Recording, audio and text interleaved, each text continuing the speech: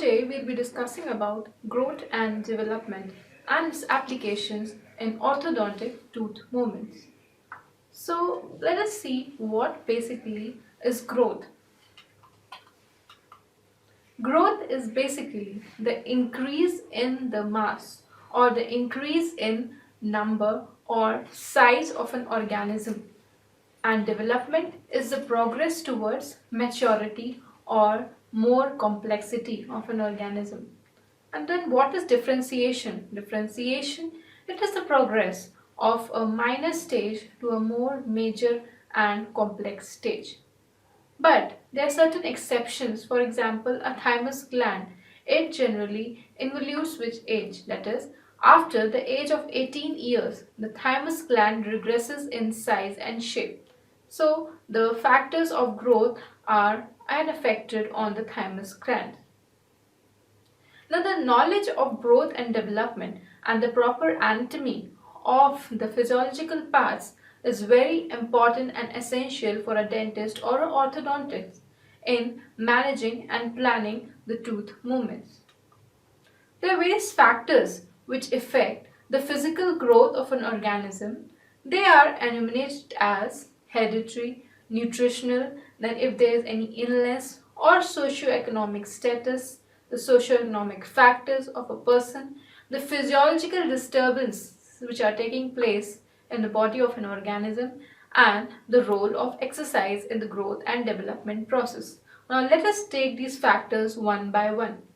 Now, how does heredity affects the growth and development of an organism? Basically, the genes or the genetic makeup of an organism, it helps in planning the type of growth, when will the growth take place, or the limit of growth, etc. So, for example, in the case of class 3 malocclusion, if parents are having class 3 malocclusion, the probability of children to have class 3 malocclusion or the jaw to grow in a class 3 relationship is more probable. So this is how heredity is related to the growth and development.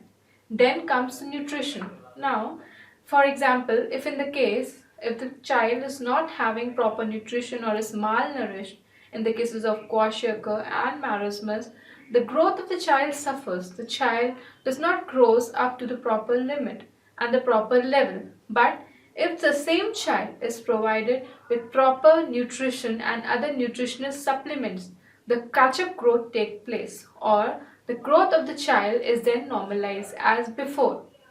Now, in the cases of illness or a severe like malnutrition or other illness, the growth retards.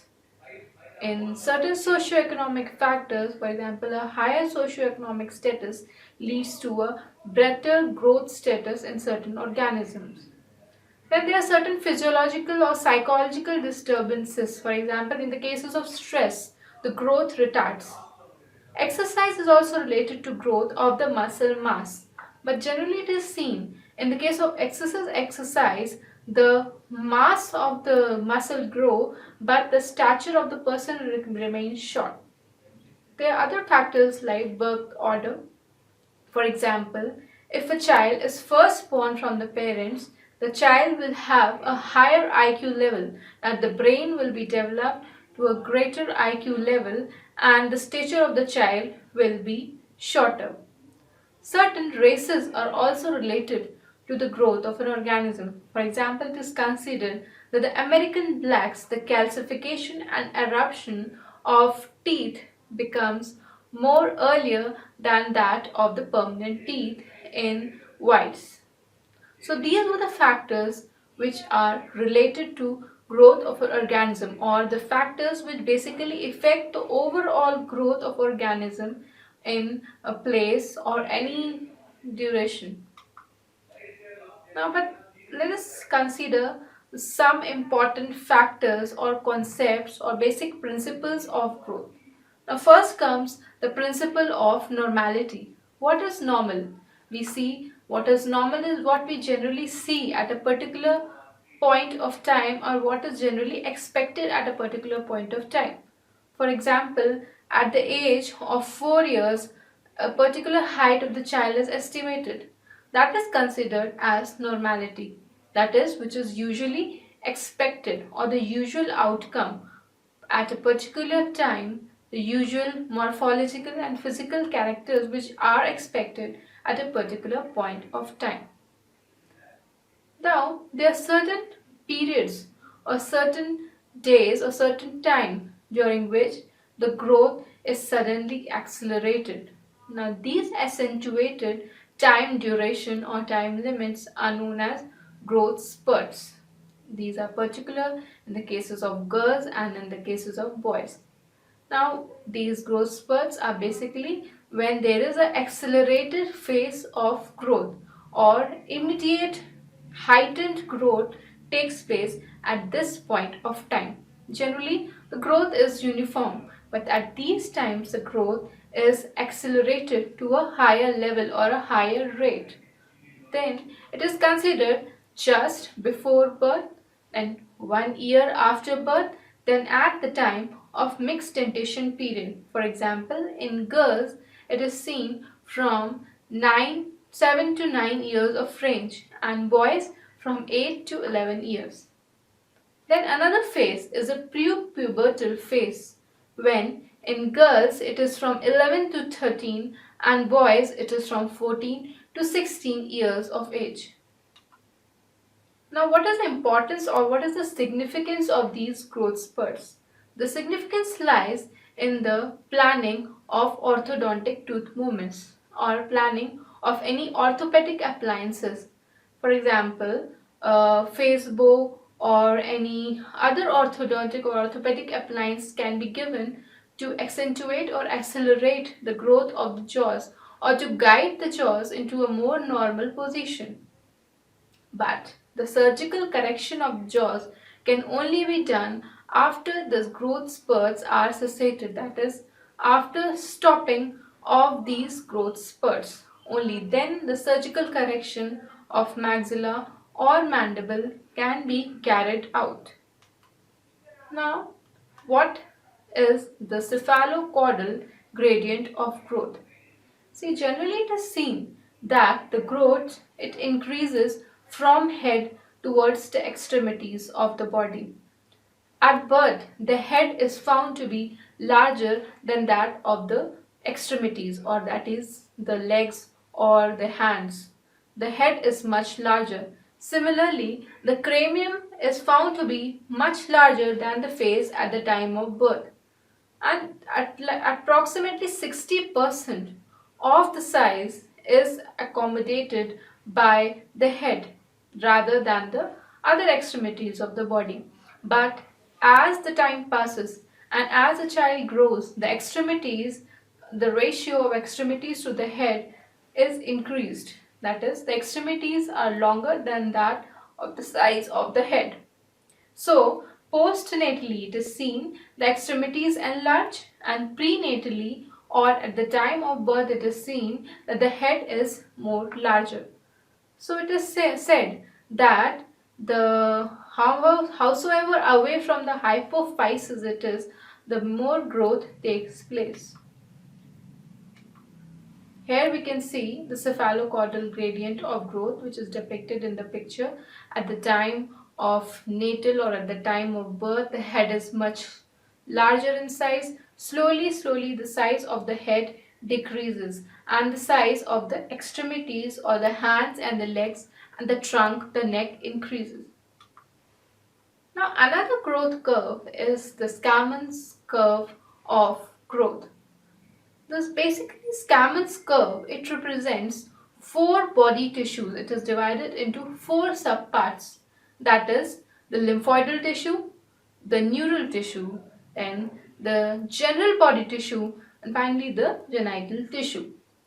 So these particular tissues have a different gradient or different graph of growth in the Scammon's curve of growth.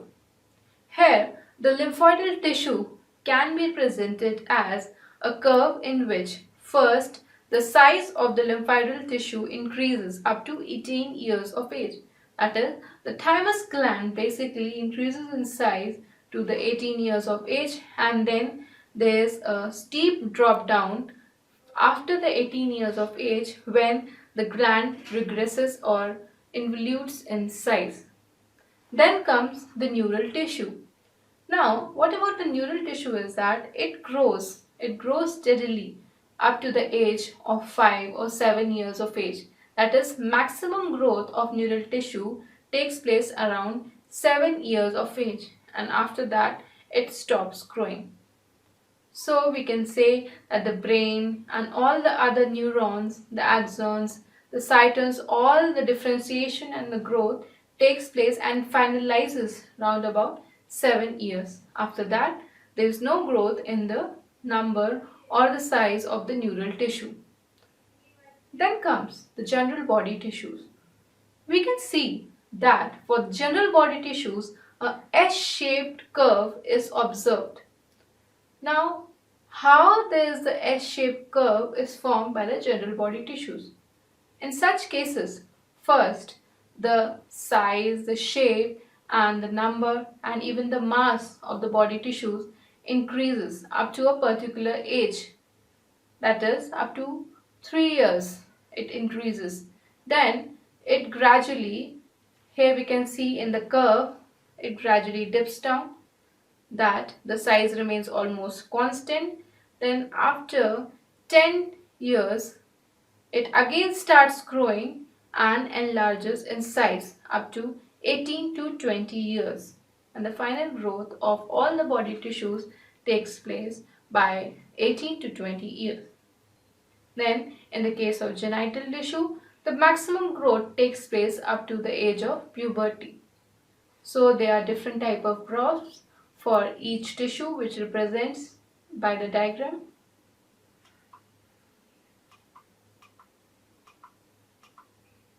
Now, what is the mechanism of the bone growth? The bone grows by the mechanism of deposition and resorption. This deposition and resorption as a combined process is known as bone remodeling.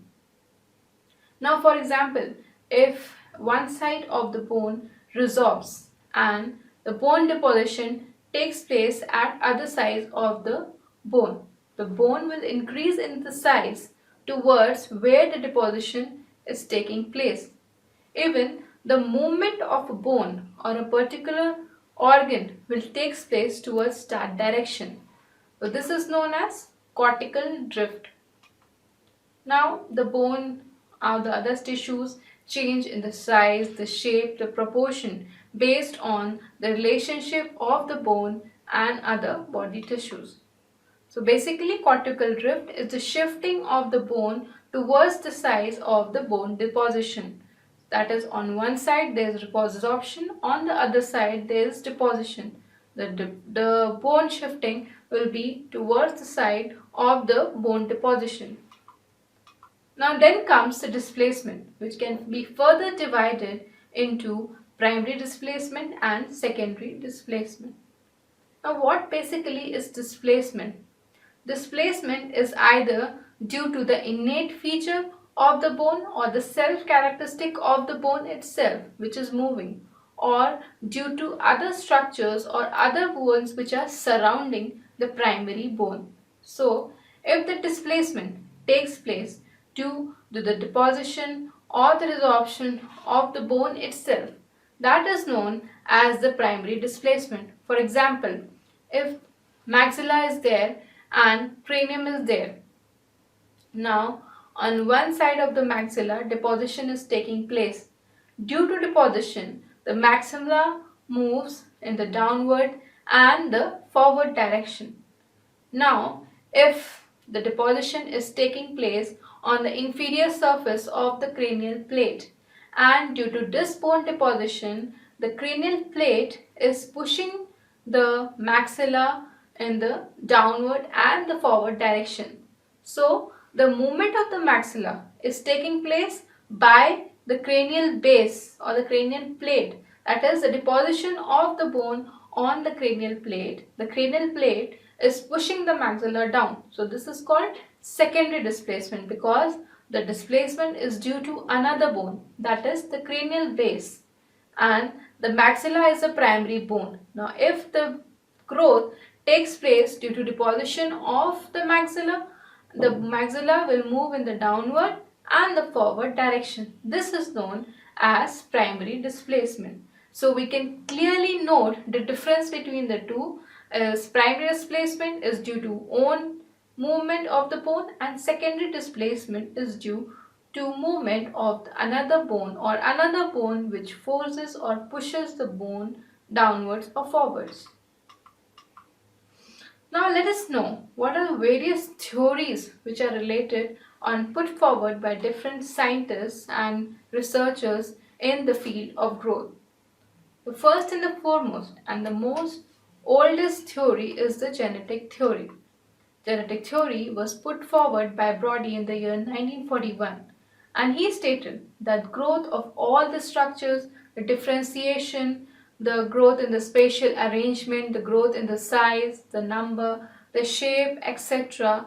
takes place because of basic genetic makeup or genetic organization, the structure and the number of chromosomes and the genetic code which is on the chromosome.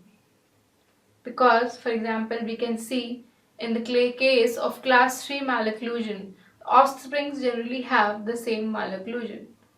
So inheritance is basically polygenic in nature. Small roles of external factors also play a role in the growth of an organism. Now another hypothesis, which is a cartilaginous theory, was put forward by Scott in the year 1953. Now Scott stated that the cartilages are the basic structures of growth. They have an innate growth potential. That is, they have an organization like that. They help in the growth of its structure as well as the surrounding structures like the bone, the other tissues and the vessels, etc. So it was stated that cartilage have an innate growth potential because various experiments and studies were conducted by reimplanting the cartilage in other tissues, and it was seen the tissue was growing and the cartilage also grew. So this was an example in the support of this cartilaginous theory. Other experiments were conducted in rabbit where if the nasal septal cartilage was removed, it will lead to midfacial deficiency in the organism. If the cartilages of the long bone or the ends of long bones were reimplanted in other structures, it was found that the cartilages grow in size and number, and also the adjacent structure grew. So this was basically certain examples which supported the Scott's hypothesis, and it was found that the cartilage have the innate growth potential which help in growing the other structures as well itself. Even the growth of the mandible was explained as a cartilaginous theory, that the mandible is a long bone with the diaphysis and the epiphysis which was bent is a U shape. The end of the mandible or the condyle had the epiphysis which were considered as the centers of growth, and this helped in growth of the mandible. So growth of both ends will finally lead to the growth of the mandible. Even recent studies have reported that condyle is one of the most reactive center of growth of mandible. The maxillary complex growth was considered as the growth of the nasomaxillary unit. Now then comes the sutural dominance theory. Now what are basically sutures? The sutures connect the bones of the skull, that the two bones are joined together by the means of sutures, but they were only considered as secondary structures of growth, and the cartilage in the sutures was considered as a primary structure. There were certain theories which did not supported this sutural theory, is that it was found in the case of microcephaly or megacephaly, or other cases also stated that sutural theory was obsolete. Then comes the Melvin-Morse theory or the theory of functional matrix. Now the functional matrix theory originated from the van der Klaauw's theory of functional cranial component. Now let us see what does this theory means. Generally, the orofacial capsule is responsible for various functions like olfaction, then vision, and mastication, speech, deglutition, etc. Many functions are carried by the orofacial capsule. But this orofacial capsule acts as a functional cranial component. Now, this functional cranial component is further divided into the skeletal unit and the functional matrix. The skeletal units are the bony structures, the cartilages, the blood vessels, etc., which are embedded in the functional matrix. So the functional matrix are basically the tissues which embed the bony structures.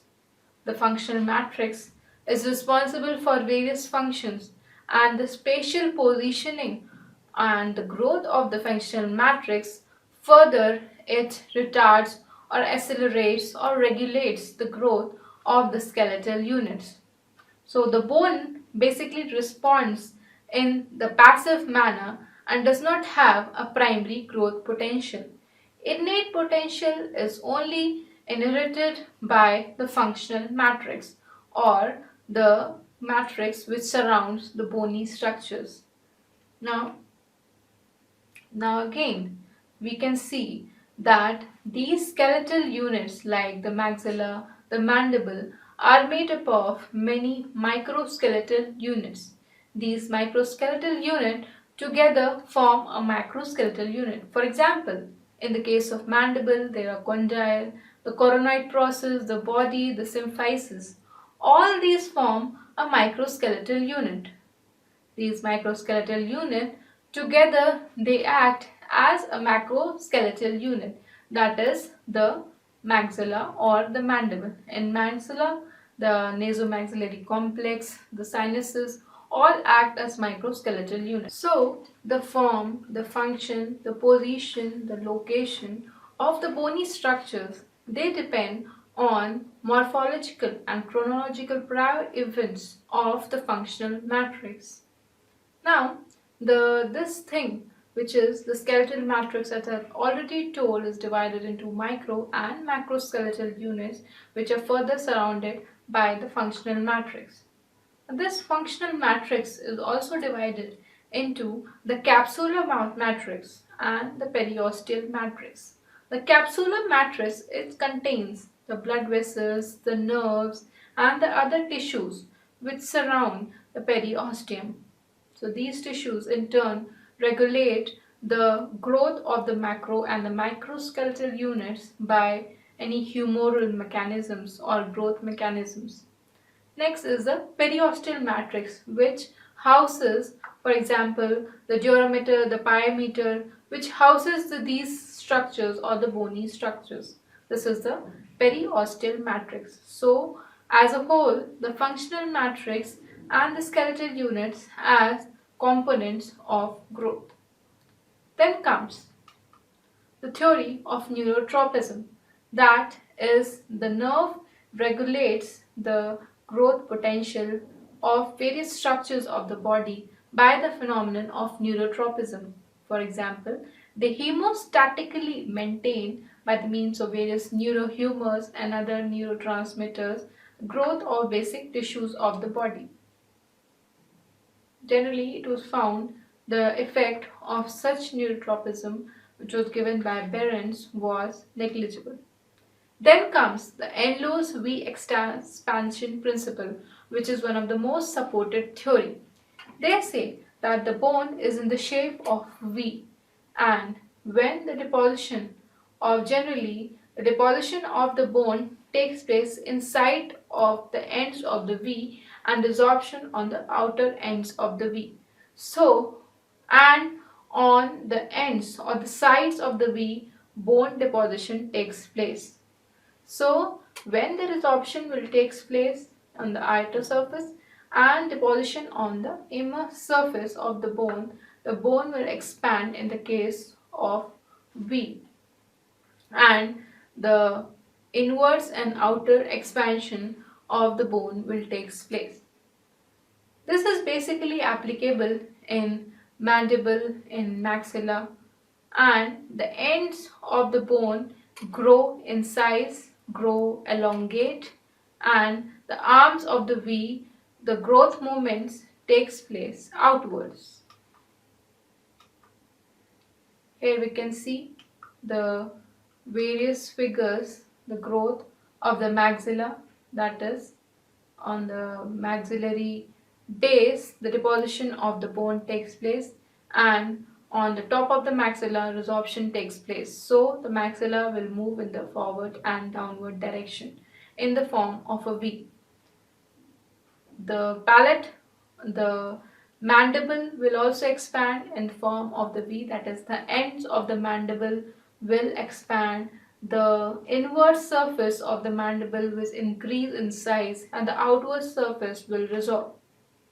There were other theories which also explain the growth, like Enlow's counterpart principle, that is, the growth of a particular structure is related to growth of another structure.